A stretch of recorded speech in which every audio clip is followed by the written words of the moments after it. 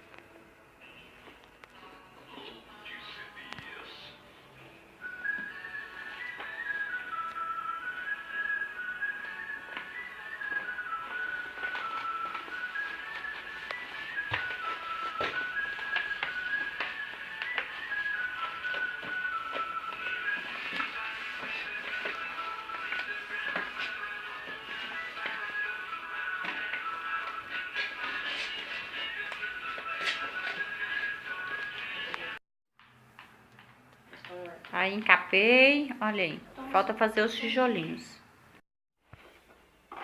Agora, gente, estou recortando, olha, medi mais ou menos assim, ó, pra dar. E o meu filho Samuel tá me ajudando. Vai, mãe, você vai longe aí pra me ajudar, tá bom, mãe? Você vai. Eu não medi quanto foi, não. Eu coloquei o que eu achava, o tamanho que você quiser que seja os tijolinhos. Aí eu tô colocando, intercalando assim. E quando eu terminar eu mostro pra vocês. Ah, meu filho Samuel deu a ideia, os pedacinhos que sobrou. Aí como ele tá me ajudando, aí eu tenho que deixar ele me ajudar, né, gente? Porque eu tenho que deixar, porque senão ele não deixou fazer.